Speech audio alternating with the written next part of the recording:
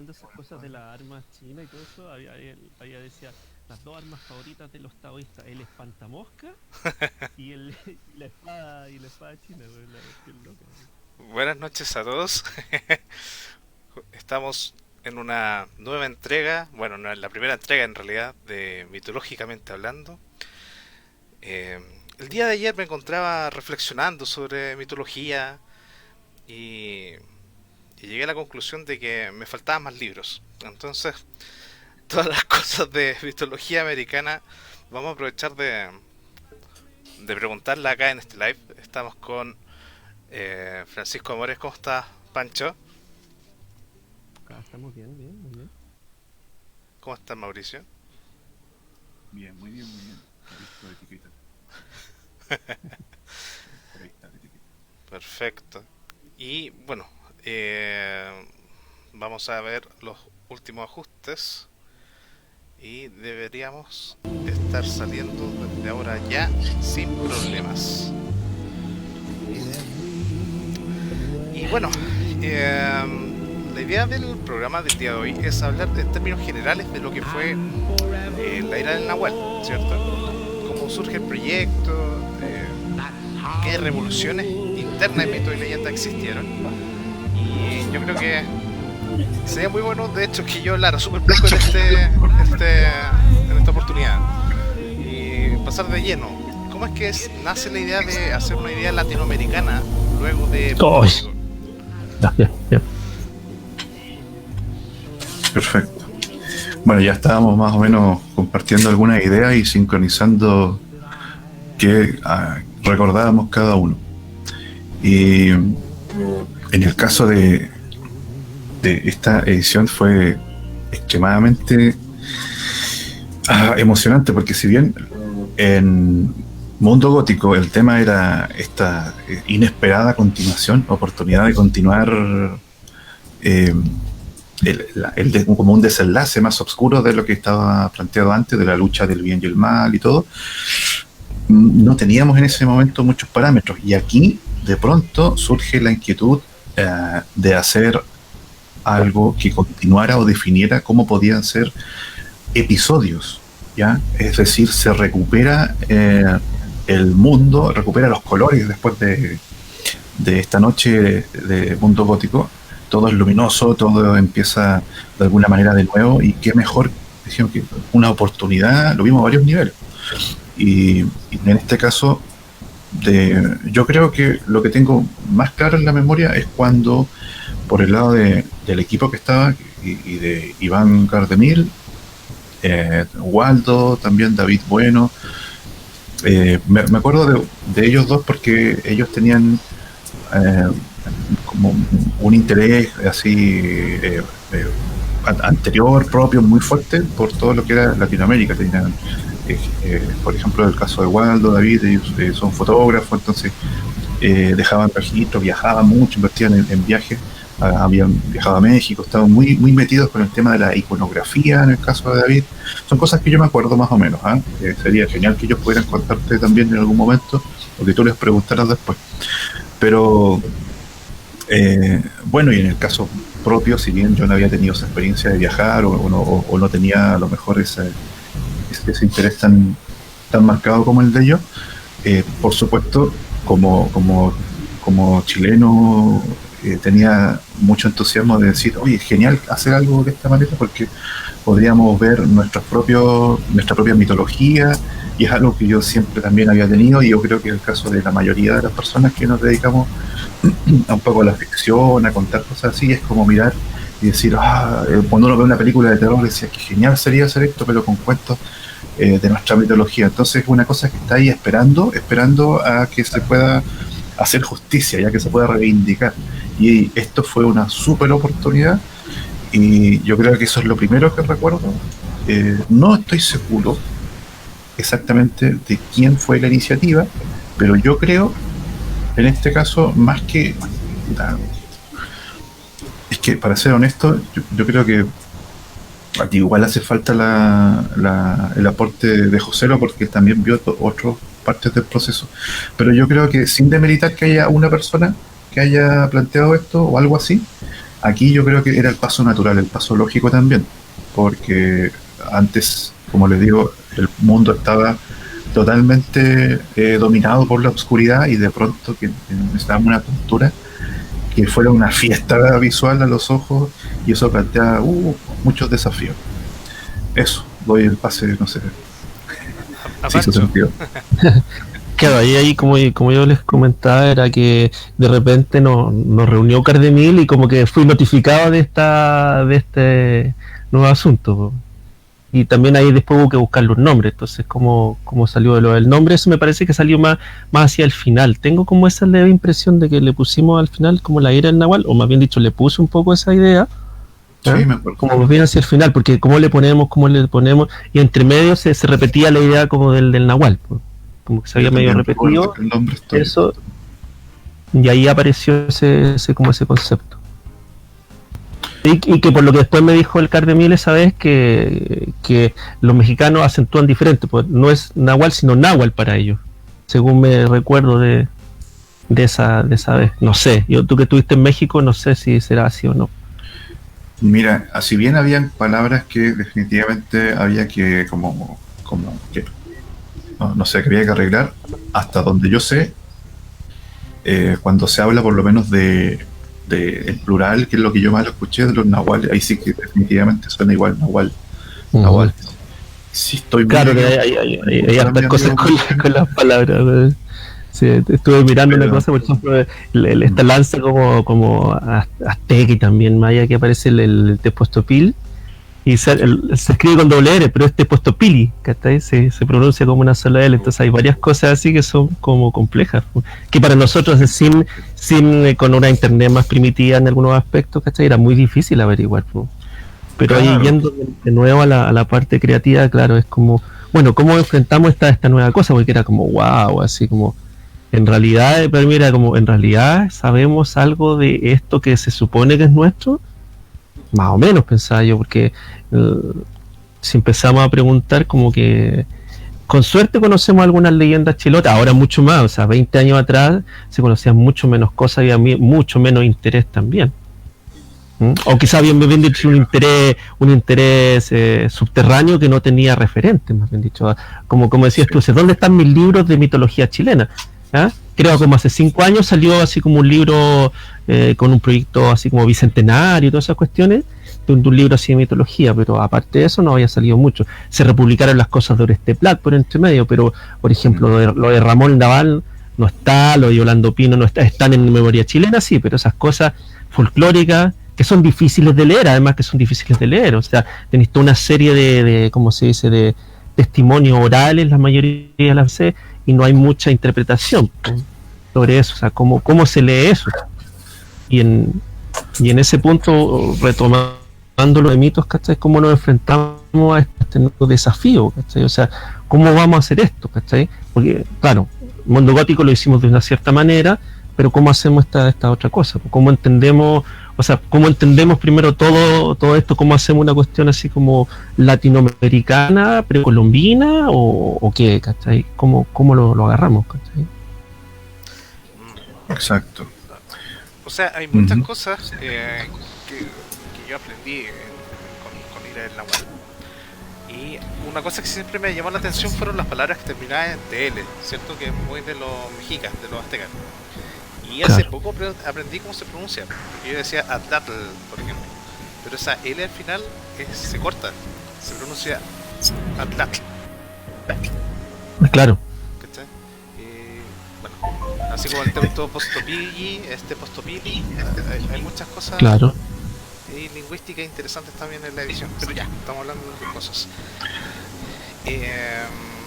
Ya. No, pero ese punto es interesante, ¿eh? Por ejemplo, nosotros como igual echamos broma o sea, no porque es un tema que, bueno, ahora quizás no sería así, pero en ese tiempo decía, estábamos dibujando de repente con el Juan Vázquez haciendo y no sé, ya, empezaba a cortar atl, le decíamos, o cualquier oportunidad que encontrábamos de poner el atl, ya, nos reíamos así de alto intelecto, sí. Claro. pero sí, a todos le poníamos la en aquel momento. Eso. Sí, yo recuerdo como una reunión que hubo un pequeño así momento en que le tiramos así al chancho con eso y nos reímos bastante así. Claro, Estábamos que había que varios y era- ponerse en sintonía, claro, con el tema. claro. Pero Bueno, volvió a... igual yo creo que es una manera igual de poder así como generar alguna, por decir, una sintonía, o que sea, aunque sea en el chiste nomás, pues, o sea, Sí, es una cosa imaginativa de cómo puede haber sonado, porque era bastante, como decimos, bastante difícil saber en realidad pues, cómo puede haber sonado. sí, ¿no? Y el no saber cómo se pronunciaba mucho, eso se quedó después también. Bueno, ya después cuando trabajamos con algunos equipos también el mismo tema, salía en el tema de que, oh, sí, yo viajé a, no sé, a una ciudad, no sé, por decir, decían Xalapa. Y yo después ya me digo, no, es Jalapa nada más. O sea, ya el reemplazo completamente. Y claro, hubiera muchas cosas que también en el tiempo que viví en México, un saludo para todos mis amigos, hermanos mexicanos también. Sí, que en el tiempo en el cual yo me sentí como en casa realmente. Pude aprender también muchas cosas relacionadas y corroborar y algunas también modificarlas, pero es cierto lo que dice el Pancho, que en ese momento no existía, si bien yo no dudo que existiera material, no se puede comparar lo accesible con lo de ahora, obviamente, ¿sí? Porque pero yo creo que sí, también recuerdo que había un cierto como grupo subterráneo de personas que, por ejemplo, siempre, bueno, el contexto de los dibujantes es lo que yo recuerdo más, pero no dudo que lo haya habido en el tema de los cineastas, con el tema de la gente, de los escritores, pero muchos teníamos esta especie como de culto por la mitología chilota, por decir algo, ¿ya? Que era como la más vistosa, pero bueno, así que ese era el escenario. Es que si pensamos así como en estas como ideas que se van continuando, o sea, ¿qué es lo más gótico que hay dentro de todas estas cosas? Evidentemente la mitología chilota tiene unos toques así bastante góticos. Ahora yo estaba pensando, por ejemplo, ya que me llegaron esos libros de los yokai, cómo entender un poco la cantidad de espíritu así folclórico. Y claro, es como los yokai un poco. Ahora lo entiendo un poco, lo puedo pensar así, ¿cachai? Pero en ese tiempo eso era como medio loco pensar una cuestión así. Sí, Son cosas folclóricas, ambas son cosas folclóricas. Oye, aquí me acaban de hacer una pregunta muy bizarra en el sentido anglosajón de la palabra. Si el viracocha de El Reto está basado en el gato al quinta. ¿Cómo? Si Viracocha del Reto, que hay un Viracocha que es como rubio de ojos azules, está basado en el gato al quinta.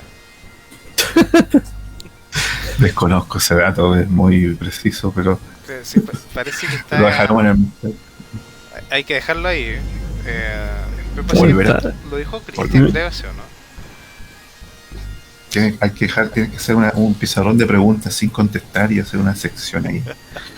Sí, está misterioso, eso está bizarro en realidad, al estilo anglosajón. Para que no se diluyan, porque...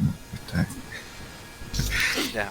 Bueno, ahí está, señor, usted no me conoce, así se llama, así se puso en Facebook, usted no me conoce. El misterio. Así que, señor, usted no me conoce y le hicimos la pregunta al aire, porque sí estamos leyendo los comentarios. Uy, yo de hecho le había pedido al maestro Herrera si nos podía dibujar ahí muy rápidamente un flechero. Ya lo hice, pero está en una etapa muy temprana. Ya. Pero no, sí lo voy a hacer mientras tanto. A ver, voy a poner aquí aproximadamente. Espera un poquito. Tomé mis apuntes humorísticos.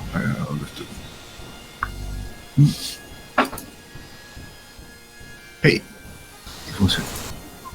Magia. Ya omitan ese monigote porque está espectacular. Es solo para hacer una idea general. Ahí está la versión revisitada de flechero. Está espectacular. Uy, sería chistoso hacer una versión así como chistosa de cartas clásicas. Sí, sí, hay que hacer la versión mini. Y después que vayan a secundaria, a la universidad, y historias, clichés de bullying. Sería gringa, güey. Como serie gringa, ahí en el colegio, digo, en la Universidad del Roy con Caín eran mejores amigos, una cosa así. Claro. Claro. Sí, eran los zorrones del. Uno de ellos, porque el otro tiene que haber sido el más cartucho, el caballero blanco. Claro. Caballero blanco, y Caín tiene que haber sido, claro, pues, eso era el deportista, ¿sí? O el emo, yo creo que más el emo, ¿eh? Sí, también puede ser el emo. Pero el emo me metí más para el lado de Lester. Claro. Ah, claro. Claro que sí, medio andaba hipster ya. Claro, y hipster también. Vamos a hacer después la historia de la universidad mitológica. Oye, ¿quién sería el Trauco? El Trauco sería como el negro Piñera así del grupo, ¿no? Como Claro. Negro Piñera, güey. molestando allá a las porristas. Ya, tenemos que hacer la lista de porristas. Oye, podemos hacer el mito de leyendas college, una cosa así. Claro. Está bueno, me gusta. Ya, vamos aquí a hacer en la medida que conversamos. Sí, de hecho iba a preguntar por algo que me has comentado ya, pero a ver, lo voy a anotar de hecho porque esto yo creo que es más para adelante.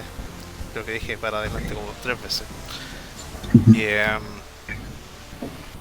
La selección, ¿cómo se hizo? Porque yo he estado trabajando en algo similar. No puedo decir en qué ni para qué. Pero he estado trabajando en un proyecto de momento personal, bueno, semi-personal con Mati Sensei. Y hicimos una selección muy extraña. Tomamos personajes mapuche, tomé a... ¿cómo se llama esto? Al Temauque, el de los Salknam. Tomé a Cochise, tomé a Winnetou. Una selección de personajes entre Sioux, Apache. Tomamos unas cosas también media yoruba y del Caribe, algo azteca, algo maya, algo inca, que es lo clásico. Pero ¿cómo se hizo este proceso de selección también en Isla del Nahual? Cierto. A ver. Ya llegando al que vamos a poner, ¿cachai? Era como, obviamente, claro, tiene que ir como México. ¿Y qué es México? O sea, México, claro, o sea, era como en ese momento azteca, ahora uno entiende que más bien deberíamos llamarlos mexicas, pero eran azteca y maya, básicamente. ¿Ah? Porque obviamente hay muchas más, ¿cómo se llama? Etnias, civilizaciones y cuanta cuestión en México, hay muchísimo, realmente muchísimo. Y bajando más está la parte, como llamamos, la amazónica por un lado, y hacia el otro lado la parte incaica. También en la parte amazónica hay muchísimo, y ahí fue prácticamente, o sea, algunos pocos mitos, pero básicamente eran como guerreros, porque los mitos eran bastante complicados encontrar algo, y era mucho un mito como cosmogónico también, o cosas así, y era más difícil de repente como graficarlo, según lo que recuerdo de las cosas que se fueron apareciendo. Y el lado, claro, más bien inca, por ejemplo. Entonces en el lado inca también como que no hay tanta información. En Perú, claro, hay mucha información, pero acá en Chile es más o menos difícil, los libros eran súper académicos, era complejo, ¿cachai? Y lo que aparecía, lo que fue apareciendo, ¿cachai? Eran siempre como algunas cosas, como de repente algunas cosas medias modernas también. Entonces era como complicado agarrar la parte precolombina en ese caso. Y el otro lado de la parte, como llamémoslo, el lado Perú, incaico y todo eso, claro, eran como los chimú y toda esa cosa, que también hay, creo que 1 o 2 de esos ahí.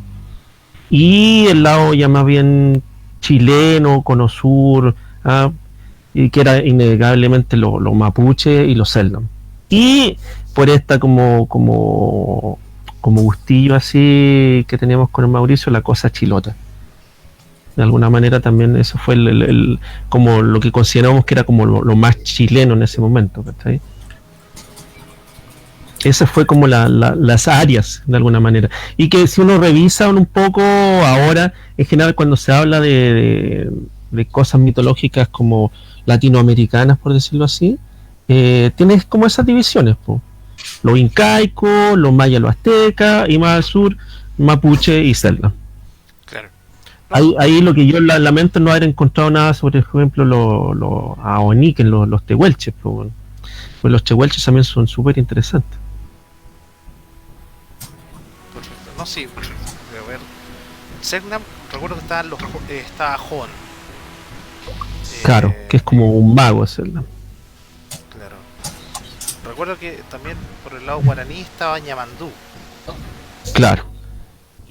Y Hay un mito entero que creo, me parece que hicimos la guaraní. Uno o dos, me parece que hubo ahí.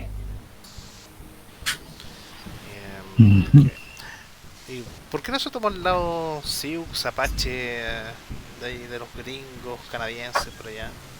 Porque precisamente lo acabas de mencionar, pues eran gringos, ¿cachai? Yeah. Era ese otro lado. De alguna manera, claro, o sea, también yo creo que es por la restricción de espacio, porque también ese era todo un mundo, o sea, ahí tenés todo un mundo. Un mundo de tribus, tenés un montón de tribus, tienes un montón de también dioses y aventuras, armas, también hay un lote de armas. Ayer estábamos mirando una hacha iroquese, que son increíbles, llenas de colores y son súper así como geométricas, pero realmente un pedazo así como una especie de, ¿cómo se llama?, de trapecio, y con algunas, ¿cómo se llama?, partes escarbadas, así con una luna y unos puntos y unas cosas así. Entonces, y para abajo, claro, los adornos que están más multicolores, por ejemplo. Entiendo.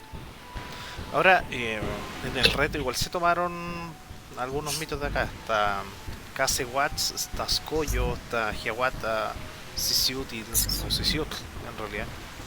Por si acaso, y como dato general a la audiencia. De hecho, el reto a mí me sorprendió, o sea, me sorprende ahora, mirándolo desde este futuro hacia atrás, la cantidad de mitologías que recogió. Porque hay incluso dioses sumerios que han aparecido, dioses de la India. Fue un mix muy bueno.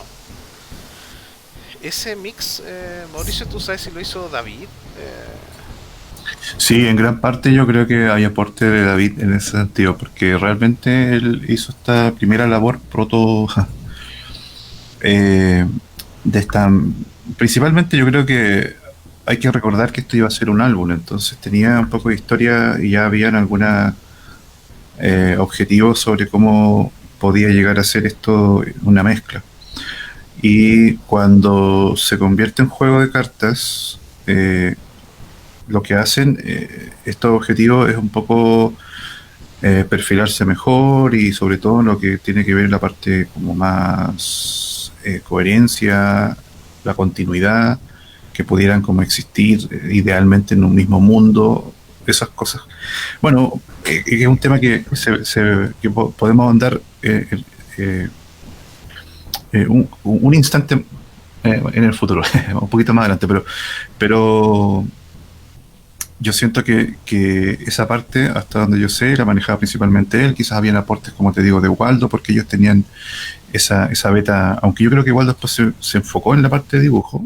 David sí estaba metido en la parte, sobre todo por su estudio de iconografía, tenía unos estudios de tipográficos, de letras, ¿cierto? Tipografía, de fuentes tipográficas en los que involucraba este tipo de iconos. Así que yo creo que por ahí estaba ese antecedente, ese precedente. Y en el caso de ya lo que nosotros hicimos en conjunto con el Pancho fue darle esa otra como dirección de decir, ok, vamos ya tenemos algo que sabemos por dónde va, ahora veamos cuáles son los elementos característicos que va a tener, y ahí nace otro proceso. Entonces ahí no sé si cubre lo que me comentaba. Sí, creo que queda bastante cerradito. Ahora, solamente por tema de que ya había aparecido la carta, hay cosas que después no se repiten ni en Ragnarok ni en Ir el Nahual. Por ejemplo, en el reto aparece Gigante Andino, aparece el Brujo Chicote. De hecho, Custom estos días, un saludo para Custom, hizo la versión con la ilustración de Cofradía, pero con el diseño de la ira del Nahual de Brujo Chicote. Ah, ya, correcto. Es un mix. Claro, no, se ve espectacular. Sí, ahí después Interesante. se los comparto. Y es porque habían aparecido ya en carta que no se tomaron estos personajes, supongo. El Imbunche también está en el reto. Anchimayen, cosas así. Sí, por lo menos yo me acuerdo que con el punto de Huitzilopochtli hicimos eso. Eso yo recuerdo que como, ya está, entonces no lo vamos a poner, ¿cachai? Porque también la limitante de la cantidad en ese momento, si bien eran muchas más que en el mundo gótico, era un límite. Entonces, era cómo organizar esta cantidad para que cubriera más o menos bien estas áreas, que fueran como representativos. Entonces el hecho que hubiera alguno ya hecho anteriormente era como, ok, esto no los vamos a poner porque todavía están en circulación, pues, como figura al menos, ¿cachai? Ese fue yo creo que uno de los factores ahí. Y en el punto de cómo entenderlos, ¿cachai? Ahí era como claro, estaba Waldo, por ejemplo, con eso yo recuerdo también esa cosa que tenían harta información iconográfica como arqueológica, y de alguna manera yo también tenía algo de eso, porque mi mamá tenía un amigo que se llamaba el Domingo Morales era un amigo de mi mamá, y cuando chico él nos había mostrado unas diapositivas, y me recordaba perfectamente su viaje a México, donde tenían un montón de fotografías de los museos, de los cenotes, y eran una cantidad pero impresionante. Y yo era chico, pues era súper chico en ese caso, tendría tenido 10 años como mucho, ¿eh? Pero bueno, la buena memoria de alguna manera y el que esas cosas fueran fascinantes y aterradoras a la vez. O sea, recuerdo la descripción de los cenotes y era una cuestión realmente aterradora, porque él nos contaba y aquí se hacían los sacrificios humanos, ¿cachai? Los sacrificios humanos, en este caso mayas, que los tiraban a estos como pozos y bueno, y eso.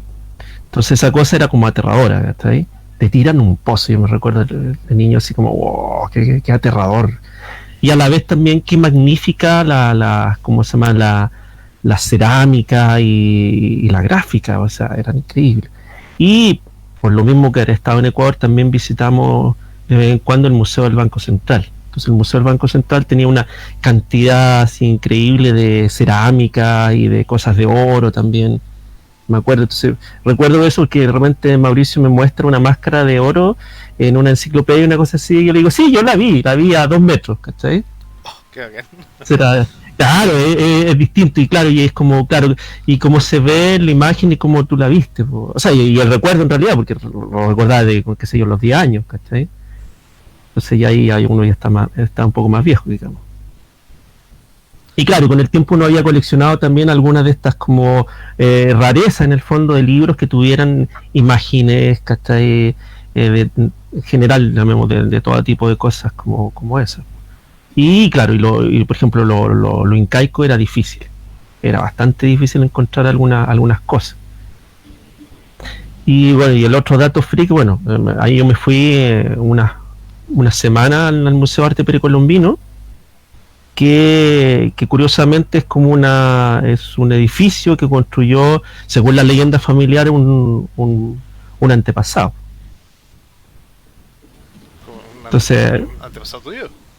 Claro, Wow, ese, según la leyenda familiar, como digo, ¿cachai? Ese era el conde José Miguel de Atero, el fundador de Osorno y toda esa cuestión. Entonces, yo esa parte de la familia realmente no la conozco, porque mi abuelo como que salió muy, muy de chico de ahí y francamente no conozco esa parte de la familia, pero eso la leyenda familiar cuenta que hay un nexo ahí. Entonces para mí era como re entretenido, porque también iba con mi mamá, recuerdo haber ido con mi mamá al famoso Museo de Arte Precolombino y haber quedado y sí, claro, siempre mirando, por ejemplo, esos videos que te daban a veces, mirando las exposiciones, los cacharros, y tratar de entender, tratar así como chico que entender un poco así que cómo habría sido esa gente, cómo habrían vivido, como todas esas cosas. Entonces, cuando se plantea este proyecto, también, que sorprendente por un lado, me da a mí la oportunidad en el fondo de explorar eso, ¿sí?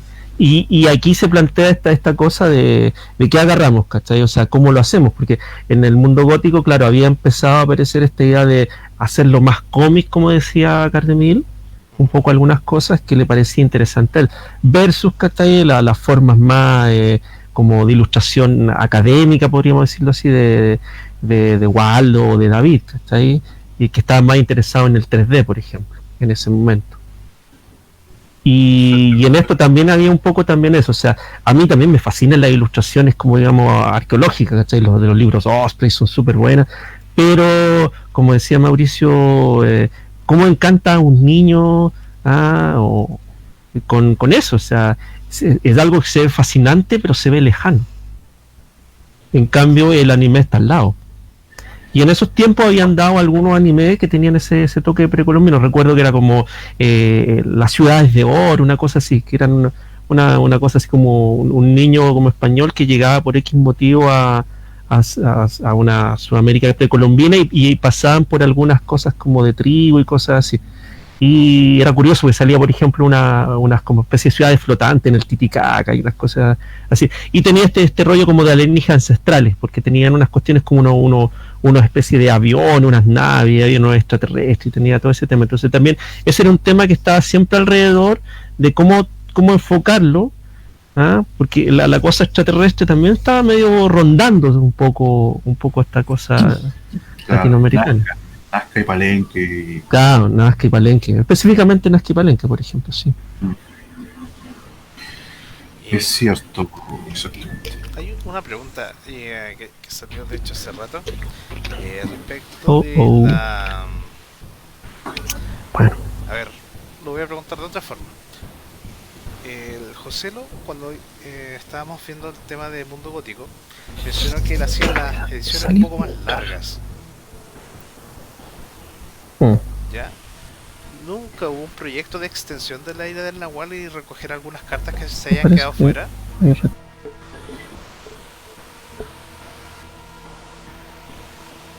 escuchan? ¿Aló? ¿Aló? ¿Mauricio, me Sí. escuchas? Por un momento dejé de escuchar. No sé lo que me estás preguntando. ¿Lo puedes repetir, por favor? Sí, sí. Sí, que parece que Pancho se cayó. Había preguntado si Ir al Nahual, tú sabes si había sido una edición más extensa y si hubo algún plan de extensión en esa época, porque habían hecho extensión tanto en el reto como en Mundo Gótico. Yo creo que esa pregunta correspondería a que la comentara Joselo. Yo lo que te puedo aportar es extender un poco lo que estaba hablando el Pancho antes, porque tenemos ahí dos perspectivas o dos intenciones distintas, pero lo que me comentas ahora, eso yo creo que es más área de lo que vio José Luis, te podría decir. Perfecto. Para serte bien honesto. Se terminó de caer el Pancho, lamentablemente. Pero Sí, escuché un... y como media hora después... Cabale. No, pero dijo un... Oye, que chequeé algo. Dije, sí, está teniendo problemas de señal. No sé si lo tenías pensado comentar o preguntar más adelante, pero si vamos a ir viendo puntos por concreto, o sea, lo que contaba el Pancho acerca de los orígenes, yo escuché algunas otras cositas y vi otras cosas que te podrían completar un poco siento yo la escena, porque como yo tenía más contacto con el equipo de dibujantes del álbum Invasión Alien, precisamente teníamos muy claro esa relación que había con esa idea de tipo de ancestral. Pero un poquito que tengo un retorno aquí, escucho. Así que teníamos clarísimo que tenían que salir algunas cosas relacionadas y muchas que no eran tan conocidas, pero decía, tiene que haber una forma de meter el rollo estelar y ciencia ficción de alguna manera. Cosa que después logramos resolver con Pancho. Ahora, antes de llegar a ese punto, yo creo que una cosa que estábamos conversando nosotros antes fuera de cámara ya, era que sabíamos muy bien, ya nosotros como equipo nuevo, por decirlo así, para esta etapa del proyecto, sabíamos muy bien que teníamos ese problema que comentaba Pancho, que todo sonaba muy enciclopédico. Sé que suena un poco extraño, como casi sacrílego decir, oye, esto es demasiado educativo, pero necesito que se pongan en contexto, ¿ya? No es como hoy, que estamos acostumbradísimos a ver montones de cosas como God of War, como videojuegos que hablan de mitología. Ya, hay que ponerse en el contexto de la época. Prácticamente no había material que mezclara fantasía con ciencia ficción, salvo en películas que eran, no sé, por decir Furia de Titanes, cosas de que ya no estaban conectados con esa época incluso, ¿ya? Ahora tú levantas una piedra y encuentras, qué sé yo, videojuegos maravillosos en los que mezcla el tema más comercial y más dinámico con mitología. Pero en ese momento era todo un desafío, especialmente cuando se trataba del tema latinoamericano, ¿ya? Quizás, claro, con el tema europeo y la mitología también, no sé, Grecia, los vikingos, o el antiguo Egipto, todo eran mitologías que estaban extremadamente bien atendidas en cuanto a proyectos existentes. Pero en cuanto al tema latinoamericano, no podíamos nosotros echar mano a gigantes anteriores y decir, oye, necesitamos a pedirle prestado. Yo recuerdo que había cosas muy concretas de la mano de algunos dibujantes de cómic. En el caso de Chile, por ejemplo, me acuerdo de unas ilustraciones muy bonitas del dibujante del que dibujaba la palomita, Eduardo de la Barra, por ejemplo, un gran dibujante chileno, que él había ilustrado leyendas como precisamente de Chiloé, y que me habían dado mucho miedo cuando las vi cuando niño, el Trauco, el Chanchón. Y ahí había una especie de desafío y decir, oye, sería genial tomar algo como esto y mostrarlo cómo salía con, obviamente no idéntico, pero con cambios a las generaciones actuales en ese momento. Y lo mismo pasó también con el caso, con el tema de Mesoamérica, porque decíamos, oye, tanta información, tantas como nosotros veíamos la iconografía y las representaciones, y para mí como gráfico, que era mi labor en concreto, hacer que todo eso fuera agradable para un niño pequeño. O sea, ¿cómo rayos hacemos para que esto no se vea demasiado abrumador? Porque te aseguro que, yo te digo, o sea, ahora un profesor, les digo, pónganse en el contexto, por favor.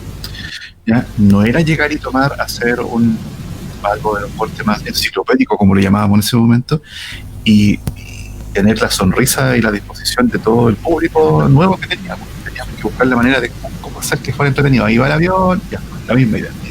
Y al final decidimos tomar algunos referentes que nos parecían súper coherentes, como por ejemplo el tema de y esto le va a sorprender a algunas personas, pero dijimos, oye, ¿y si hacemos que todos estos dioses tan coloridos y todos se vean dramáticos, pero como lo hacen los japoneses con los mechas, con los super robots, como por ejemplo nosotros teníamos la idea de infancia del Vengador, que era que el nombre que le ponían en Latinoamérica a ciertos robots japoneses icónicos, del mismo creador de Mazinger Z, diseñaba todos esos mechas de los 70, ¿cierto?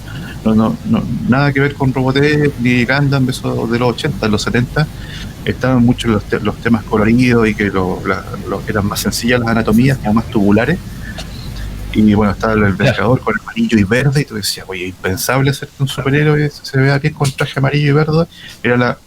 Entonces, si ellos lo resuelven bien con los rostros, con la idea de gigantismo, y bueno, ¿qué tal si intentamos ver qué cosas de eso nosotros podríamos adaptar y a ver qué sale?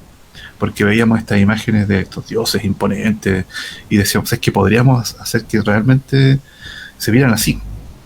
Y ahí el Pancho dijo, a ver, que tiene que haber un orden, porque algunos son más estelares y otros no. O sea, ahí no se te puedo dar un pase, Pancho, porque si quieres comenta esa parte. Claro, sí, ahora que me descaí, ¿cómo se llama? Claro, esa fue una reflexión, y como decís, yo creo que el Vengador tuvo que ver con eso, porque como en el Vengador en general tomaba todo este tema como muy de alienígenas ancestrales. Recuerdo que había un capítulo que era Nazca, donde estas figuras, no sé, que eran el colibrí, el mono, tomaban como vida y eran robots, eran unos robots súper coloridos, hasta que luchaban contra, claro, el gran dragón del espacio, ¿sí? Y como de por ahí yo creo que debe haber salido exactamente esa idea. Y si fueran mechas precisamente, pero claro, ¿cuáles son mechas? ¿Cachai? ¿Cómo consideramos más a algunos que otros? ¿Cachai? Entonces, evidentemente, por ejemplo, no sé, pues Cazador que dibujó Waldo era más naturalista, ¿ah? Porque era un dios cazador, no aparecen mechas en ese punto. Claro. Pero los como por decirlo así, los más clásicos mexicas son mechas, de alguna manera Sí. quedaron con ese punto así como imponente, como las cámaras dramáticas que hablábamos, ¿cachai? Y que se vieran así como realmente unos seres gigantescos, ¿cachai? Sí, y disculpa que Ese era uno de los asuntos. Sí, dale. Pero tocaste Sí. un tema súper interesante porque, por ejemplo, ya en ese momento estábamos nosotros tratando de comentar algunos puntos que pudieran ser más interesantes para los propios artistas según bueno, claro, que podían lucir sus propios intereses. Y en el caso de Waldo, la idea, cuando él comentaba, yo sentía que él tenía una gran conexión con la parte precisamente más cultural, más educativa, pero desde un punto de vista más literal, que era extremadamente interesante y con mucho potencial, pero al mismo tiempo en este cóctel estábamos recién probando y quien yo siento que recibió el tema más ciencia ficción, lo empezamos a comentar con el Gabriel, por ejemplo, que entonces fuimos como diseñando un poco, ya tú vas a hacer un poco esto otro, algo que no se había hecho con esa dificultad. Y por eso es que de repente Gabriel tiene muchos que parecen Transformers en aquel momento, porque enganchó inmediatamente con la idea de que ya vamos a hacer que estos dioses mayas en concreto fueran como de una raza alienígena. Yo lo interpretaba con estos trajes espaciales y parecían precisamente unos Transformers. Curioso porque después hizo algunas portadas también, o ha hecho portadas para Transformers. Todo va calzando. Uy, yo de hecho estoy mostrando ahora en el... no puedo presentar, pero a ver. ¿O sí? A ver, déjame No, hacer no, una sí. pequeña pausa para que... Pero si no, Sí, ¿seguro? muy puntual. Parece que podemos publicarlos todos, ¿no? Pero no me cuestiona. Sí, Sí, puede. puedo. Que te estaba mostrando... Sí, Esa imagen es vital para lo que estamos hablando, está directamente relacionada. Ahí como Robot que dice gigante, Giant Robot. ahí está Huitzilopochtli con los Tzitzimime. Exacto. Y ahí se ve Claro, esa específicamente era nuestro Giant Robots, como acaba de decir el Mauro. Ese fue, mira, Sí. y curiosamente diste con el demo de la idea. Esa fue claro, o sea, no sé si conocen la animación, bueno, el personaje robot gigante, así, yo creo que alguna vez se transmitió y en el 2000 fue una animación japonesa muy exitosa y conocida en Occidente que se llama Giant Robot. Buenísima, si la pueden, si les gusta el tema de anime y no han visto esa animación, estoy seguro que les va a encantar. Y salía eso precisamente, el rediseñado del personaje como más cabeza pequeña y hombros gigantes, como se exageraba en la época. Y el tema estaba de esta actitud distante, como una meca gruñón, así medio huraño, que tenía unos gruñidos, no se comunicaba con palabras ni nada, porque era independiente. Era raro porque era como que iba con un niño originalmente, recuerdo ese, y por eso era un robot, o sea, en realidad ese era. Sí, ese porque era el los medio. mechas son manejados por pilotos, porque este era un robot como... Claro. Yo creo que era como la idea que tenía este otro que se considera como el primero de los robots, que uno dice, Mazinger Z, pero es el primer tripulado, pero está este otro que era Iron Man 28 que nos llegó a nosotros, Claro, que se llama Ryu. claro, y el que sigue es como Giant Robot, es como, no sé si es como coetáneo, no me parece que le sigue que hicieron uno de imagen real, que es un live action. Claro, y es muy loco porque ellos también tenían eso de que tenía un aspecto egipcio, con un casco, Sí. era muy relacionado como a eso, ¿cierto? A la cultura egipcia, y a su vez habían otros mechas que tenían una inspiración de un traje de samurái. Entonces eso de llevar guerreros que en otro contexto serían como históricos a...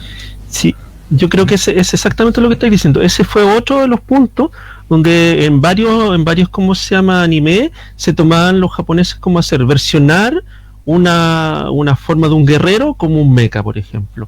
Sea un samurái o sea de estos japoneses anteriores de la época Homon o cosas así. Claro. Y ese punto es un punto de origen extremadamente, mira, si me lo preguntas a mí, insisto en esto, es extremadamente importante en cuanto a que inicia una fórmula, por decirlo así, de cómo se debía resolver el tema de mito y leyenda. Que si bien en el reto también ahí está este tema de mezclarlo con cosas más comerciales, por tratar de imitar a Beasley, Fraceta, pero acá se produce como un proceso consciente, como decir, ok, parece que toda la... si todo sigue como se planea, o como está dándose las cosas, vamos a tener que hacer este proceso varias veces. ¿Ya? Buscar colores que nos gustan, buscar un referente, investigarlo, tratar de detectar puntos en los que se parezcan con la mitología que podamos sacar provecho, y eso va a tomar un tiempo y finalmente vamos a llegar como con una lista de tips que, ok, vale, Claro. cabro, así es lo que, de esta manera va a quedar una cosa súper potente y coherente y no va a estar cada uno haciendo por su lado lo que quiere, que podría haber sido mucho más simple, no nos habríamos complicado la vida. Pero yo siento que si hubiese sido así, no hubiese existido esa revelación que yo sentía como algo así. O sea, era como, oye, por fin dimos con algo que tiene sustancia, que la forma del fondo y que no solamente descansa sobre la propia investigación, que tiene obviamente toda la sustancia y la relevancia educativa, pero acá... Es que son dos investigaciones paralelas, ¿cachai? Entonces está, digamos, lo educativo, ¿cachai? Que tiene una finalidad, que se conjuga con esta otra investigación estética que tiene también una finalidad, pues, que básicamente era como, recuerdo varias veces que hablábamos, era el wow, lograr el wow, ¿cachai? Entonces, si logramos el wow, estamos bien. Que era como, Claro, si alguien lo veía y decía, oh, wow, eso era lo que queríamos, ¿cachai? exacto, y no quiero sonar pesado, pero es lo que conversábamos el otro día, y el hecho de que me preguntaban, oye, ¿por qué crees tú que actualmente, o en general, no quiero decir exactamente, ¿viste? ¿Por qué Mito fue como diluyendo esa situación? Y yo creo que es porque con los recortes presupuestarios de tiempo y varias cosas que cambiaron, ¿ya?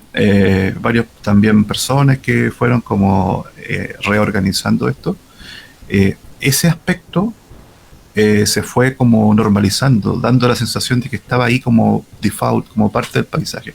No, si esto sea como sea, los artistas van a hacer algo imaginativo, pero yo creo que realmente ellos no comprendían que esto tenía que primero tener una etapa anterior, que ni siquiera es ustedes pueden decir, que Mauricio está defendiendo lo que él hacía, pero es que yo no hubiera hecho en ese aspecto nada que fuera realmente eficiente si no hubiese existido esta negociación con el Pancho que estaba a cargo de la investigación, porque había muchas cosas que el Pancho me decía, no, eso no tiene sentido, se ve mal, y yo tenía que plantear también cómo hacer que volviera a la coherencia, y eso tomaba tiempo, y eso necesita concentración, tiempo, y no estar, digámoslo, corriendo con los plazos. Entonces es muy cierto que dicen que cuando hoy hay menos tiempo, condiciones menos tranquilas también, sale perjudicado el resultado final. Claro, eso de la negociación era interesante. Lo que pasa es que en el fondo constituimos una especie de dirección de arte, como dicen en cine, en esta etapa, po, que era crear esta matriz estética que tuviera varios referentes, que fuera algo entretenido también para los, ¿cómo se llama?, ilustradores, ¿ah? Y que reflejaran también los intereses de ellos. Por eso también como que hablábamos un rato con ellos. Entonces, por ejemplo, estaba, claro, toda esta cosa como más enciclopédica de Waldo, por ejemplo, o las diferencias, por ejemplo, con las exploraciones de Gabriel. O el lado manga también, que también había empezado a aparecer, porque también había un lado de varios chicos que hacían ilustraciones bastante más manga en relación a los demás. Sí, y esas nociones, ¿sabes qué? Hubo un momento que yo creo que pude corroborar más adelante, que no solamente fue como un capricho esto de hacerlo de esa manera, sino realmente pude ver como otros casos de juegos que fueron naciendo animados por el éxito de Mito de Leyenda, y con sus propias como consignas o sus propias como misiones de reivindicación, así como nosotros en un momento teníamos la energía de reivindicar la cultura latinoamericana y todo. Cuando visité tierras mexicanas al comienzo, como turista y todo, ya habían pasado algunos años desde que y varios años desde esta edición, y muchos jugadores, había ya una comunidad activa de jugadores en México, y algunas personas hicieron sus propios proyectos, pero ya con una consigna. No sé si realmente ellos sentían esto o era por marketing,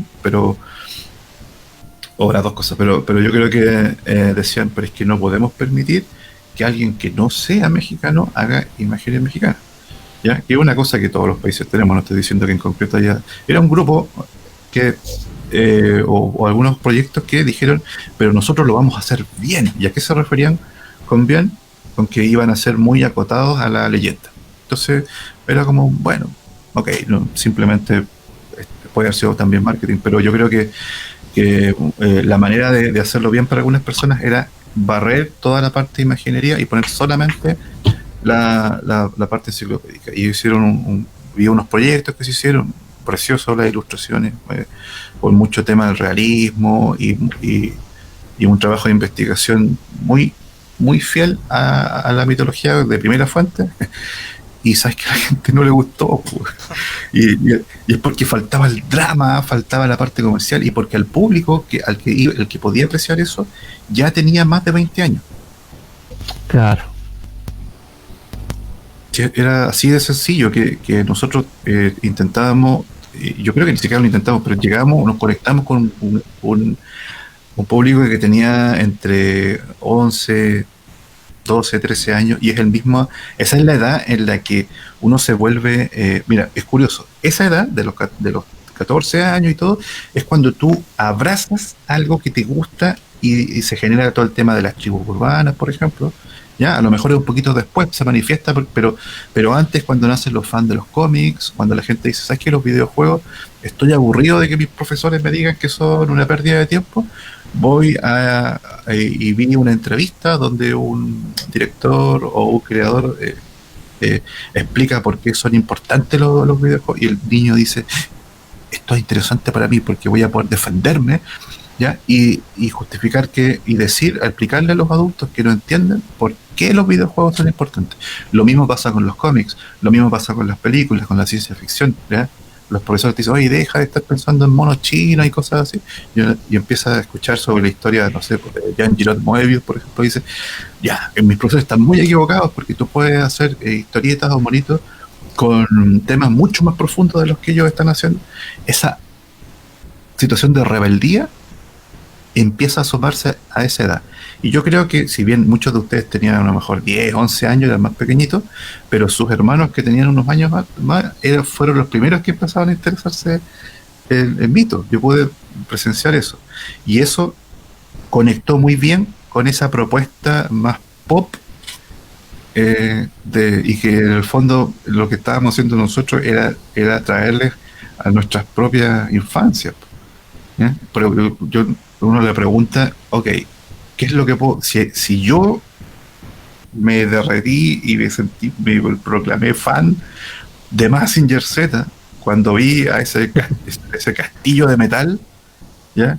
Que podía ser un dios o un demonio, oye, a los 8 años tú alucináis ahora tú lo ves y parecen un montón de tarros de leche nido, ya no te impresiona. Pero en ese momento tú ves una silueta del puerto de una montaña y ves dos montañas atacándolo, y ves que lo envuelven como si fuera una hidra uno, y ¿qué es lo que hace el héroe? Sostiene a uno con una mano, y con la otra mano cautiva lanza el antebrazo y le saca la cabeza y regresa como si nada, y tú dices, este tipo es Dios, maestro, y todo.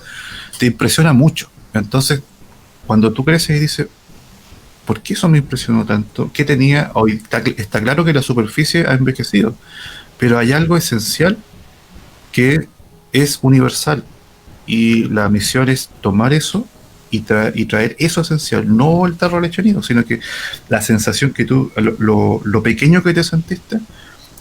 Pero ¿qué es lo que haría con nuevas piezas, con nuevos Legos, cómo impresionar al chico para que sienta lo mismo.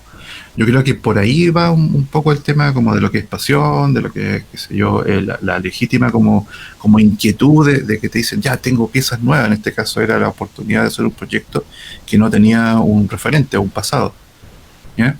Y ir notando que la gente va reaccionando, que van entendiendo lo que tú le estás diciendo y que te van comentando ciertos chistes, y tú dices, vale, perfecto, está funcionando. ¿Viste? Y yo siento que eso es lo que otros proyectos que se hicieron posteriormente, como en el caso de algunos proyectos de, no sé, de fútbol que se hicieron en algunos lados, y decían, pero sí es muy fácil, vamos a hacer lo mismo, y como el fútbol es muy popular, sí, pero no entendían que la gente que está más interesada en fútbol generalmente no siente interés por estas cosas, que somos un grupo más como los underdogs, ¿ya? Entonces, yo creo que mucha gente no consiguió resultados similares, incluso en otros proyectos más cercanos, porque le faltaban piezas, que nosotros teníamos muy claro. Y cuando ya estaba todo armado, no nos preguntaron. ¿No?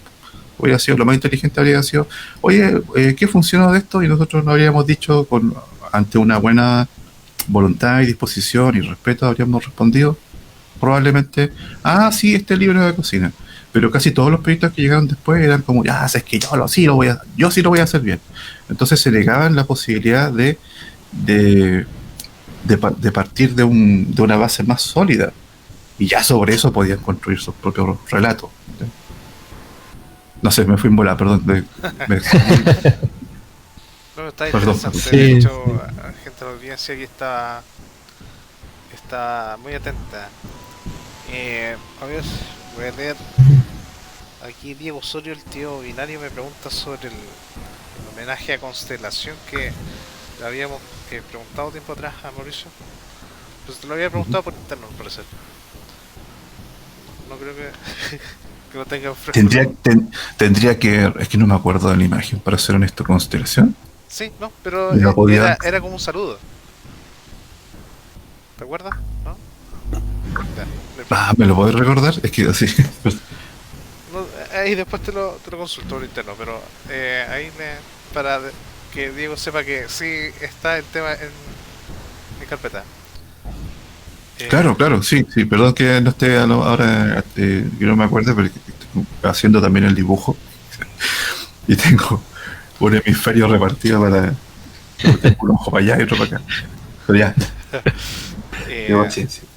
Me pregunta Cristian Roja acá si en ese momento habían otros juegos de cartas hechos en Latinoamérica o en España. Y él cachó hace España, poco que había un juego español llamado Guerra de Mitos. sí, en España nosotros sabíamos. Yo no conocía los juegos como tales, tampoco sabía que había uno que se llama Juego de Mitos. Interesante saberlo ahora. Puedo dar fe que no había una conexión entre los dos proyectos por eso, pero lo que sí yo sabía era que existían juegos en España, pero en un contexto muy concreto, y era que cuando estaba desarrollándose la etapa de que aceptaran, porque Salo al comienzo, la empresa Salo y todo, no estaban muy de acuerdo, o no les interesaba, mejor dicho, la idea de hacer un juego de cartas. Entonces, al menos eso fue lo que yo vi, que no había interés, y me lo decían en los pasillos, gente me decía, ¿sabéis que está difícil? Creo que fue un colega diseñador, un amigo que Eduardo Torrejón, creo que fue el que me hizo el comentario, si no estoy equivocado. ¿Ya? Un saludo por Eduardo, que siempre fue muy buena onda, ha sido muy buena onda. Me decía, pero es que, ¿sabes qué, Mauricio? Eso es muy difícil que lo vayan a hacer porque ya hay antecedentes. Eso ya se nos ha ocurrido antes, el querer hacer algo como Magic, ¿ya? Porque tenemos la imprenta, tenemos el tema, podríamos hacerlo, pero lo hemos descartado porque ya eso requiere, es muy complejo, requiere un montón de aciertos. La comunidad y todo, ya en Salo tenían una idea de este tipo de cosas. Y los antecedentes que en el caso de España, ya lo han intentado, y España en ese momento ya estaba con, bueno, aparte que siempre han tenido un tema en buena salud, el tema de la historieta, el cómic, editorial, ya estaban arriba de la pelota en el tema de los juegos de rol, imprimiendo traducciones de los juegos y de manuales de juego y en el tema de las cartas de Magic, no sé si había ediciones en español, pero si había una especie de epicentro para el lenguaje español, era la propia España, ¿ya? Y ellos tenían ya varios como proyectos de ese tipo aparentemente, y dentro de eso, de cartas, y no les ha funcionado. Y si ellos, que tienen un mercado saludable, atento al tema de la ficción, que los contactan a través de sus revistas de cómics, lo que sea, están todos, imagínate nosotros que no tenemos, sería nuestro primer paso, no va a resultar. Ya eso es lo que después me tocó insistir con el llevar porque claro, después me decían que ellos ya tenían la inquietud de hacerlo. Es probable porque sería coherente con eso que te digo, pero no, pero siempre me comentaban el tema, no, o sea, es que en España ha resultado y no, perdón, dicho, no han podido revertir esa cuestión, así que nosotros en Chilito menos, po. Esa era como el argumento. Claro. A ver, ¿qué otras cosas quiero preguntar? Terminamos aquí la sección del público. Y tú, Pancho, creo que estabas viendo justamente el tema que habíamos visto de los mechas, y Mauricio había comentado que tú querías hacer como una diferenciación, que tú lo mencionaste con los cazadores y con algunos dioses mayas. En cuanto a dioses mecha, Claro, ahí, o sea, ahora no me acuerdo, ahora que mostraste ese, recordé que ese era, claro, como dijo Mauricio, el piloto, y como que en general los dioses aztecas terminaron siendo como más mecas, por decirlo así. ¿Ah? También hubo un poco esa idea como de gigantismo, por ejemplo, en el Inti, ¿ah? Que si bien es mucho más naturalista en algunos aspectos, pero tiene esa cuestión así colosal. Disculpa, en cuanto a tamaño, sí, y a presencia, para unificarlos, pero me acuerdo que había un tema de que los mayas tenían el origen desde la estrella. Entonces ellos Claro. también tenían, desde ese sentido, eran como más tecnología. Y eso fue como adaptándose a medida que fuimos viendo las cartas sobre la mesa, por decirlo así. Claro, también está el factor ese, como decía el mismo Maru, que es cada uno. O sea, evidentemente, claro, los dioses más estelares, estelares entre comillas, que representan alguna estrella o algo así, que eran varios, tenían ¿cómo se llama? Esa forma. Ahí, por ejemplo, al otro lado, uno del Gabriel que no tuvo también esa forma, que a mí me gustaba mucho, era el de los Chucks, por ejemplo. Estos Chucks montados en la serpiente, con sus hachas de piedra, ¿no? Qué bonita esa imagen. Pero ese es mucho más naturalista, ¿no? Yo recuerdo que le mandé una imagen así de un frizz, una cosa así, y las cosas que yo había leído en ese momento de eso eran que eran 4, y ya habían leyendas como posteriores, en vez de montar serpiente, por ejemplo, montaban caballo. Entonces ya se habían adaptado también a la llegada del caballo. Pero claro, era evidentemente que unas serpientes iban a ser más pulentas. claro. Eso fue increíble. Yo me acuerdo que esa ilustración causó furor y generó un efecto yo diría, un deseo, una urgencia por mejorar la calidad es algo que ocurrió muchas veces, ¿eh?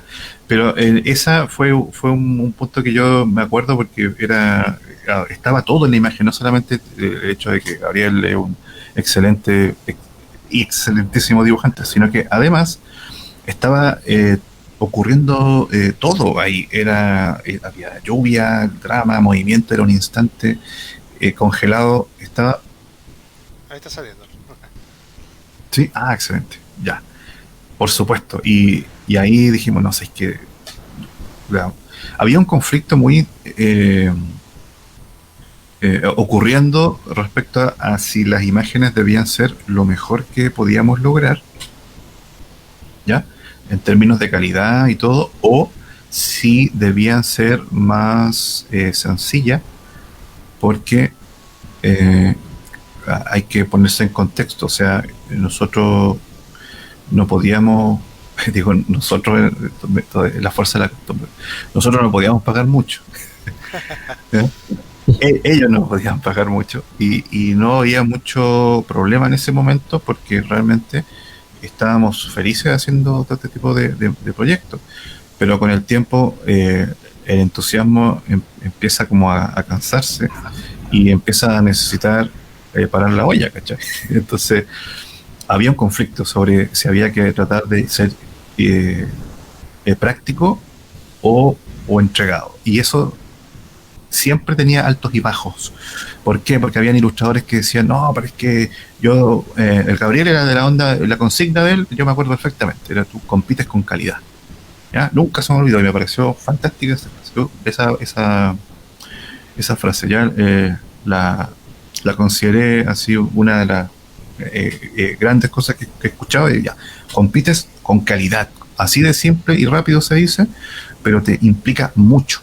¿Ya? También en su momento, por ejemplo, Carolina Dade en algún momento también, más adelante, dice, pero es que enojada porque yo insistía en que, oye, pero sería mejor que hicieras 15 y no 8 porque queremos ver más dibujos tuyos adentro, pero no, es que yo me demoro esto, pero es que, y ahí le entré a explicar que había maneras de hacerlo más sencillo y si pudiera hacerlo, y mira, ahora era difícil, pues, o sea, tenía que tratar de convencer a los dibujantes que hicieran algo distinto a como ellos estaban cómodos y lo hacían habitualmente. Y normalmente reaccionaban así, decían, pero es que esto es una mentalidad mediocre. ¿Sí? Y está, pero si hubiera una forma, por favor, si hubiera una forma de que pudieran hacer un promedio entre, ¿ya? Y muchos dibujantes, yo creo que después eso ya se volvió algo normal, pero hay un punto en el que tú defiendes la manera en la que estás dibujando y es difícil hacer algo, convertirlo en un producto, porque tú quieres mucho lo que estás haciendo. Entonces era difícil. Entonces, ¿qué pasa? Que hubieron momentos en los que se me ocurren dos casos en concreto. Hay muchos más, pero voy a estar una tarde entera nombrándolos, así que me van a disculpar. Me voy a centrar en los que en ese entonces estaban más claros. Era el caso de Gabriel Rodríguez y el caso de Carolina Dade, que hacía una cantidad de información, era pintura, ¿entiendes? Atmósfera. Entonces todos como que mirábamos y decíamos, uy, que yo quiero hacer algo así, y empezamos como medio a, no sé si a fusionarnos, pero sí a influenciarnos en términos y eso es escuela, de alguna manera. Ahí empezó Mitos a tener como una especie de identidad. ¿Me explico? Entonces, eso. Perfecto. Mira, llevamos 1:10. Se pasa siempre el tiempo volando. Volando. Me gustaría preguntar el tema de las armas que estábamos conversando antes del live, que creo que ahí tenían unos conceptos que querían compartir, al parecer. Respecto a cómo se veía. Claro, ahí se fue desarrollando una idea de cómo mostrarlas, porque una cosa era como se hizo un poco en el mundo gótico, que se mostraba el arma en general y era el objeto. ¿no? Me parece que empezó a aparecer la idea de que hubiera un portador del objeto. Y ya en el Iron Wall apareció otra manera, que era la manera de que el portador no se le viera, por ejemplo, el rostro. Que se viera una acción de algún tipo, generalmente el brazo, qué sé yo, y no se le viera el rostro, porque lo importante era graficar el arma, porque ese era el protagonista de la carta en el fondo. Exacto. De hecho voy a ir mostrando las armas. Me van a disculpar que estoy de un lado para otro, así que... Sí, dale nomás. Es ahí.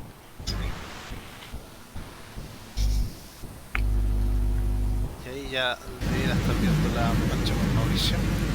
El Tecpatl. O Tecpatl. Cabrón, el cuchillo de obsidiana.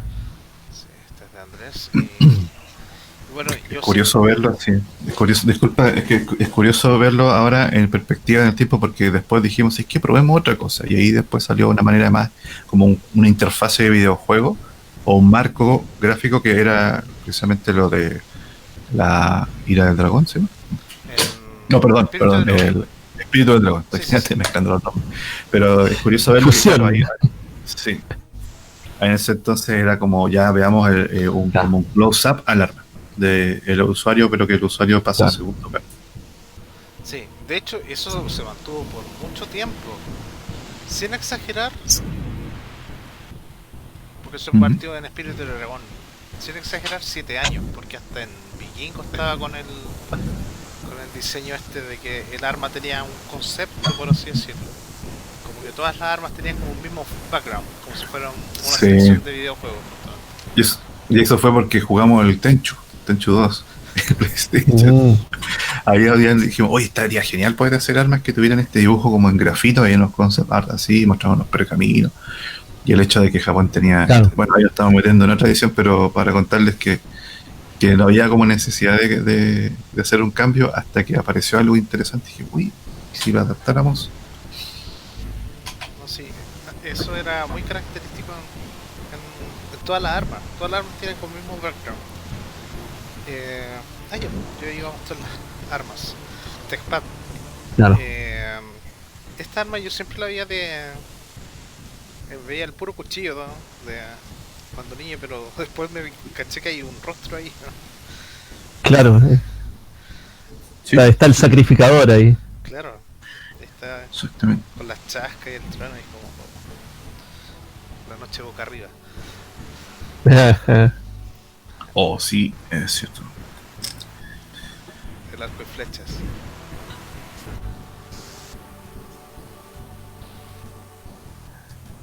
Ah, mira, esta imagen a mí me trae hartos recuerdos porque fue la primera en la que pude. Aquí traté lo más posible de imitar con la.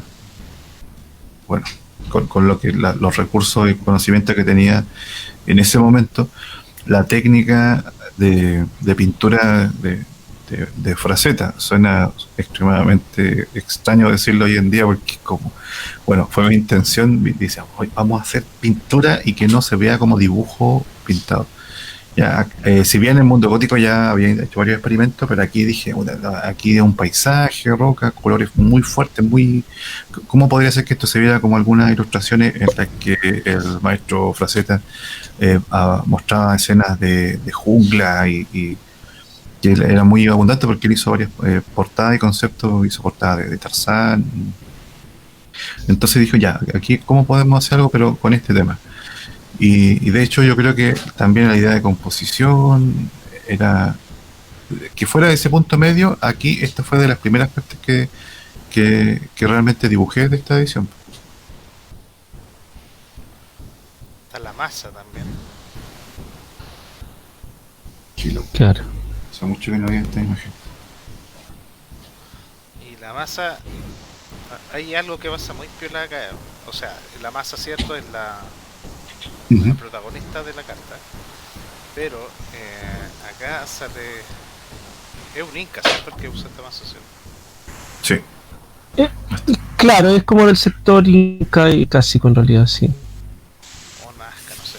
Pero está mirando hacia abajo. Y si uno mira hacia abajo... Claro, está mirando ahí. Está el tipo que acaba de recibir el mazazo.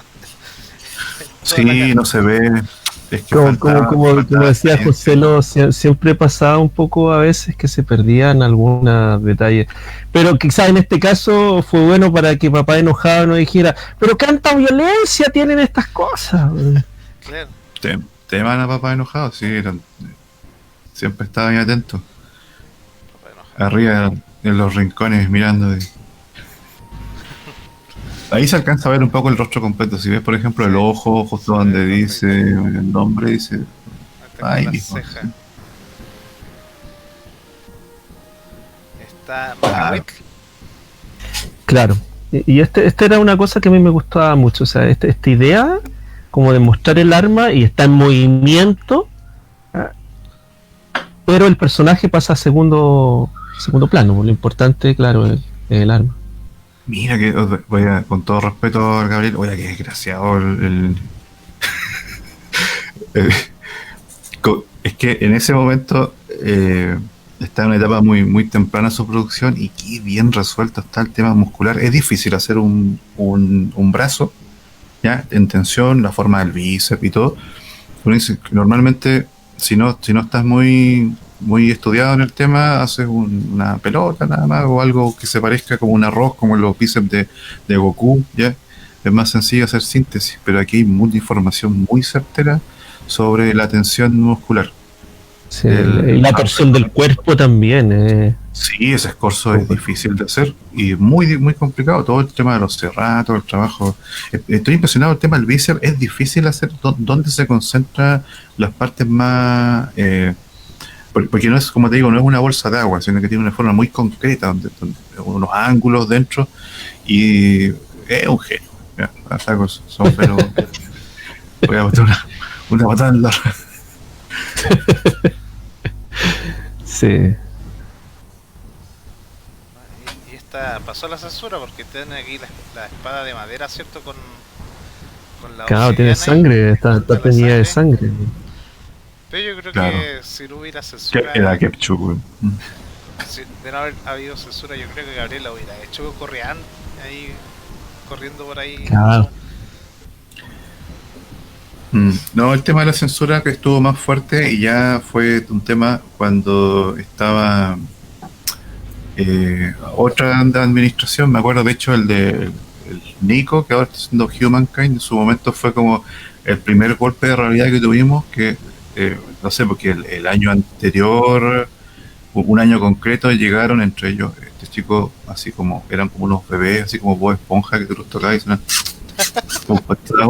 y con la sonrisa, cachetita, coloradita y todo. Hola, señor Mauricio. Y al otro año llegaban así como, no, tú no puedes hacer esto. No, esto no pasa. Y censurando. ¿Qué le pasó? Y ahí fue como llegó el golpe de realidad y decir, ya, ok, vale, sí, ellos están como, tienen una lista de cosas que en el mundillo de las cartas se considera inapropiado. ¿Ya? Ahí se hizo más concreta, cosa que ya intuíamos un poquito, porque ya el tema de los cómics y todo también tiene historias de eso. Pero pues, yo creo que por eso esto no se había afectado. Es antes de la Inquisición española. Antes de Torquemada. Claro, del Comic Code, del Mythos Code. Que al final yo creo que era autocensura, porque yo lo hubiera dicho en ese momento, en ese momento ya no quería mucho drama, que ya era problema de otros, ¿cachai? Pero en ese momento lo que le hubiera dicho es que, oye, pero es que estáis como el Comic House justamente porque nadie te está pidiendo eso, va a pasar, aquí no hay nadie que esté haciendo esa jurisdicción, pues nosotros podemos ir unos pasos más adelante, ¿ya? No va a venir el señor que de Magic a felicitarte porque no estás coartando, ¿no? Pero no se hizo así. Aquí estamos viendo Onda de Juan Vázquez, que está en completo movimiento. Esta imagen es increíble. Total, sí, que manejo. Yo ya veo, o sea, se ve el movimiento de la onda que... Claro, la piedra va a dar una vuelta y va a salir ahí. Claro, sí, está por salir, ¿no? Está el movimiento es genial. Bueno, le mostré esta imagen a Juan y me decía que claro, que no tenían este contraste tan alto, pero la carta que tengo escaneada en realidad, no tengo el arte original, así que mil disculpas ahí a la audiencia.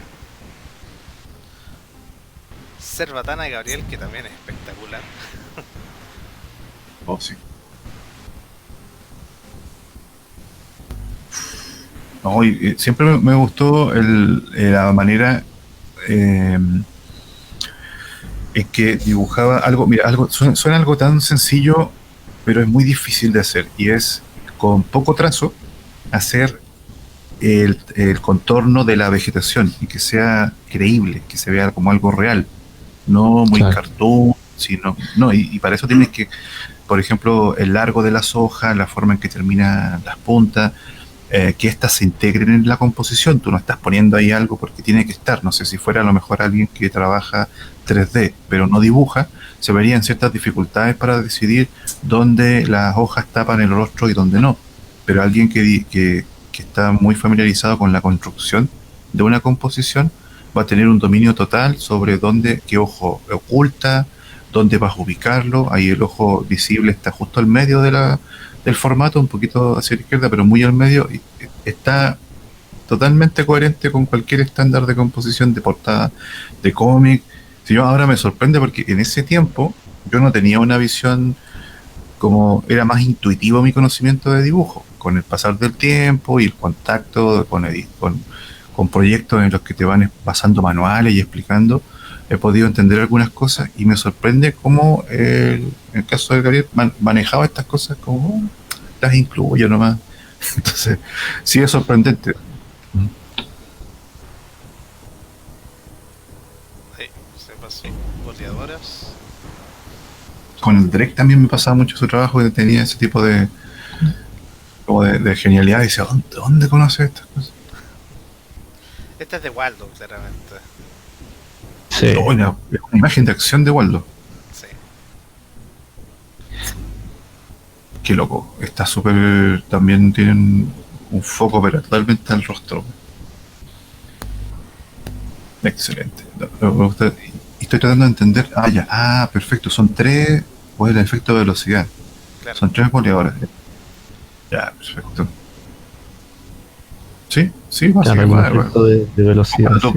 Con Waldo tú podías entregar y sabías que confiabas así, al 1000% de que iba a traer algo impecable en términos de figura y todo, así que la roca Waldo.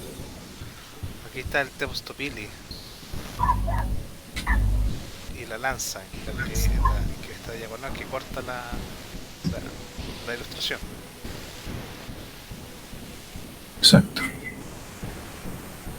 Estas imágenes yo nunca las vi. O sea, es que yo ya no me acuerdo. Yo recuerdo que Juan había dicho que yo las escaneaba, pero yo creo que muchas las pasó directo a Salo. Esta no me acuerdo de haberla tenido. Eso de escanearlas por partes y unirlas era todo un atado. No sé, me imagino porque... Pero recuerda que Juan empezó por lo mismo a hacerlas como al tamaño del escáner. Ah, pues Juan tiene que ser aburrido que le dijera, ya, corta el atl. Corte la... Sí. Esta es de Drake, el Atlas. Ajá, el Atlat. Exacto. Sí, y hay un poquito de color que apliqué también yo, porque al comienzo estábamos tratando de buscar una forma en que tuviera esa volumetría que estábamos buscando en Mito, y al comienzo yo siento que estaba como más interesado en el tema del dibujo, y acordamos de alguna manera decirle, oh ya, pero tú enfócate en producir. Yo lo que quería era que la gente hiciera más imágenes, ¿eh? Mientras más hacían, más seguridad había para llegar a tiempo, que era vital, porque la empresa tenía que comprar ciertas fechas, unos cupos, slots de impresión, en los que las imprentas todopoderosas te cobraban con anticipación y carísimo, y si llegaba a estar atrasado, no es que no importa, se atrasó, no, estaba perdí ese cupo, perdí la plata, tenía que volver a pagar una cantidad.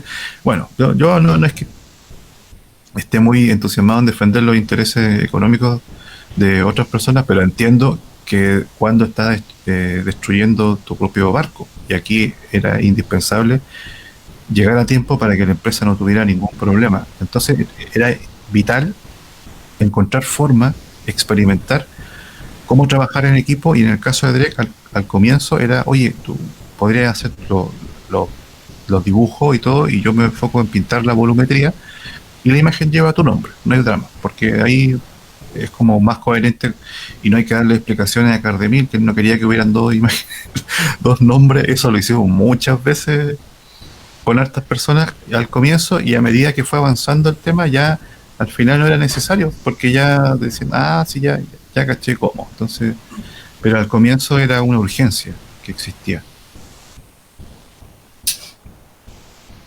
Que lo que esta imagen, me acuerdo que rayábamos la papa sobre cómo funcionaba mecánicamente, si era cómo funcionaba el mecanismo de lanzarlo para que llegaran tan lejos esa flecha. Sí, no sé. De hecho se ve raro. Es que no teníamos muchos referentes sobre cómo se veían. Creo que eran unos códices nomás y sería, o la mención, o sea, esta cuestión es así. Yo recuerdo haber tenido una cosa que era como un libro grande así de armas, era un libro como para niños, entre comillas, con unas ilustraciones que no eran precisamente naturalistas, pero eran eficientes para la cosa, y ahí salía un atlas, pero era un atlas así prehistórico europeo, ¿sí? No sé, ahora claro, uno lo puede encontrar hasta en YouTube, pero en la época era muy difícil. Sí, La po. información. Y gente que lo reproduce y lo hace lo más parecido posible. O sea, yo con el Macawit he visto unas cuestiones así, un tipo que dice, no, pero si decían que cortaban una cuestión y agarra una pierna de cordero, una cosa así, le pega un chancacazo y lo deja colgando, hasta un corte en el hueso, así, tanto chuta. ¿No? Y eso que es una cuestión que hizo él, o sea, imagínate los que de la época, uff. Según leía, el último de esos se perdió ahí en 1800 y tanto, cuando se quemó la Armería Real en España. Ah, sí, había leído lo mismo. Hay una foto de una exposición inglesa así, donde se lo ponen a un samurái. Que es muy es súper loca esa cuestión. Si uno busca así, entonces hicieron una exposición estilo 1890, algo así, y son una armadura del samurái, pero hay una que tiene un Macawit. Porque, o sea, yo creo que debe ser porque alguien dice, no, esta es una masa samurái, porque hay unas cosas que son medias parecidas, pero son obviamente son diferentes, ¿cachai? Pero por eso, y ese es una foto, porque lo otro que hay es un grabado. Hay un grabado de puesto Pili y de un Macawit. Y son, claro, son un poco diferentes de los que pusimos, pero los que pusimos estaban basados en los códices, no en estas fotos que no teníamos idea que existían esos grabados. Oh, yo me acuerdo de esta imagen, era... ¿Sí, Ngatoki? Sí, pero ahí estábamos muy cansados, payaseando, era el helado el clave. Le poníamos el bracelet abajo. Por sabor. Qué loco el trabajo, es que estoy impresionado de la cantidad de pega que ponía este. Waldo. Sí. Exactamente. Pero ahí yo creo que con este definimos un poco como, por decirlo, la estética de los mapuches. Entonces los mapuches tenían un cintillo, tenían este como calzón, ¿cachai? Con esa faja, y claro, y alguna especie de puñal y las demás armas en general. Entonces, y con eso había que jugar, ¿cachai? Oye, ¿y han escuchado recientemente? Bueno, yo me he enterado hace poco porque me van a disculpar, pero me llamó la atención respecto a eso, todo este tema de que se ha hablado de que en momentos de guerra y combate los mapuches se rapaban la cabeza. ¿Lo han escuchado? Sí. Y se pintaban la cara también, y hay unas cosas así. Y hay otras cosas que pillé en medio camino, pero que obviamente en ese tiempo no tenía idea, que utilizaban armaduras de cuero y cascos de cuero con alguna cuestión animal, por ejemplo, no sé, una cabeza de pumas y unas cosas bien interesantes. Hay unas pinturas de esos como mapuche o araucanos así antiguos, ¿cachai? De eso, pero son unas pinturas, unas recreaciones de esas cosas. Y esa como armadura de cuero yo alguna vez la vi en el Museo de Historia Natural, y que era como una especie de poncho, por decirlo así, pero de cuero, así, triple cuero, como del tamaño de, no sé, de una falange así del pulgar, más o menos, del grueso, eran bien gruesas. Me gustaría mucho ver eso. No, o sea, ahí ven varias cosas interesantes. Y eso que tú me dices que lo utilizaron en una telenovela, yo lo había leído antes en alguna parte, el hecho de que tenían así como varias cuestiones, una dieta como vegetariana preparándose para la guerra, y también el hecho de consumir así unos preparados con ají, unas cuestiones picantes. Y el Toki utilizaba una trenza, por ejemplo, para distinguirse de los demás que se rapaban así, para que no te agarraran del pelo, obviamente, pues sí, eso es como universal, por decirlo, técnica de guerreros. Te rapáis y te cortáis las barbas para que no te agarren. ¿Cuánto se llama? Los guerreros osos de los vikingos, estos, los Ulfhednad, algo así. No, eso es los berserkers. Los de Ulfhednad son los guerreros lobos. Guerreros lobos. Ya, sí, y tendríamos, entonces en mapuche habría un guerrero puma que aparecía de vez en cuando. Podríamos pensar una cosa así, pero no claro, o sea, claro, como en la parte como no fantástica, por decirlo así, claro, había unos guerreros con unas cabezas de puma, una cosa así. Eso lo tienen que haber sacado de alguna crónica, alguna cosa por el estilo. No lo he comprobado, solamente he visto esta ¿cómo se llama? Pintura, pero hay un chico que escribió unas novelas como de fantasía heroica así mapuche, donde también mencionaba el hecho como de este uso de estas como armaduras de cuero y casco así totémicos, por llamarlo de alguna manera, con alguna cabeza de gato o de puma o alguna cosa por el estilo. Qué loco. Muy Sí, no, sí, es bien, es como nuevo, ¿cachai? Dentro de eso, bueno, con tantas cosas perdidas. muy bonito.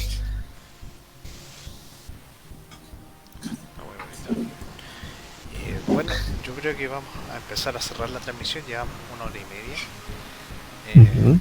Estaba mostrando ahí, le había hecho un poquito de zoom al flechero que está dibujando Mauricio, que está espectacular. Había un artillero también.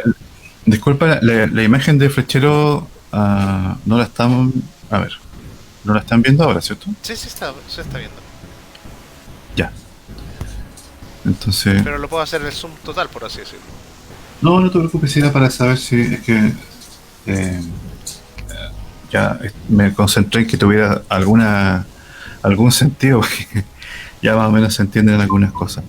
Oye, una cosa que me llama la atención es que todos estos personajes que manejan la magia de alguna manera tienen casi siempre en fantasía algunas características. Yo creo que es un poco porque, por sentido común también, de que los guerreros suelen tener una musculatura más grande, más desarrollada, y que la forma ósea normalmente tiene ciertas características, ¿cierto? Mandíbulas más anchas, tipo cara de boxeador, cosas.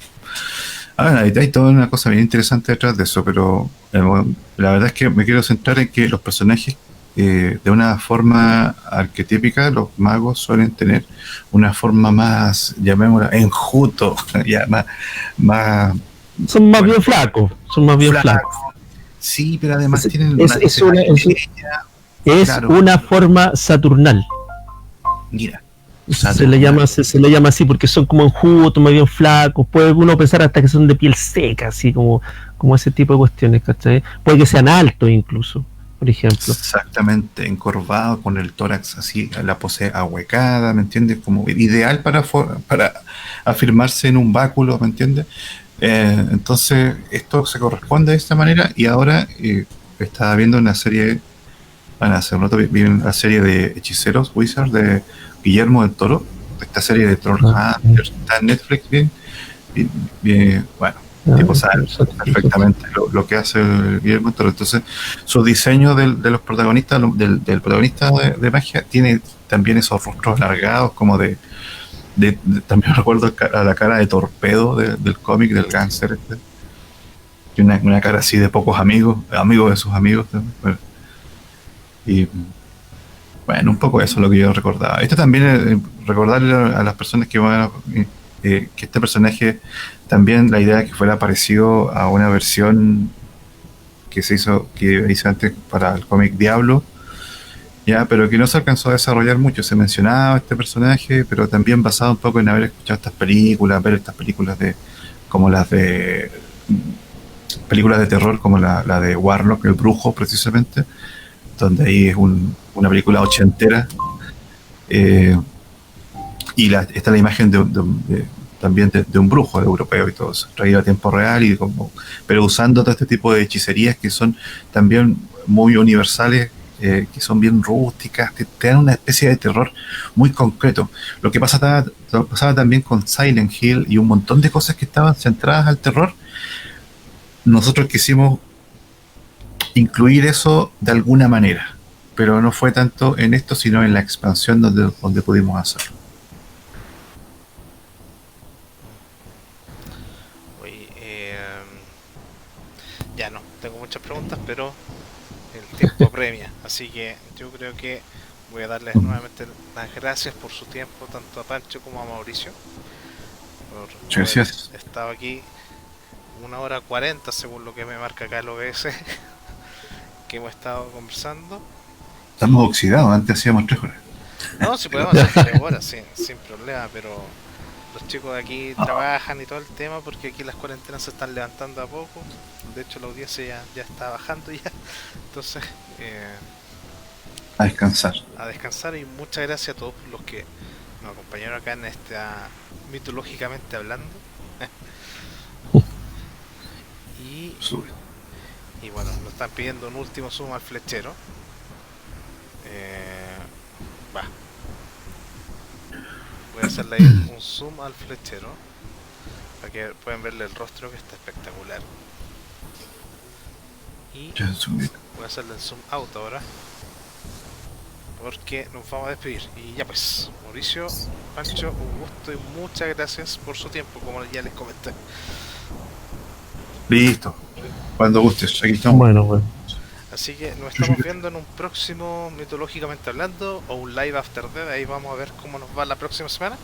Y muchas gracias por su tiempo y su audiencia. Nos vemos. Chau, chau. Eso. Inviten a sus Adiós. amiguitos. Sí, compartan, invitan a la gente, coméntenle de esto a todos los con los que jugaban cartas. Exacto. Ya, chao, chao. Chao, chao.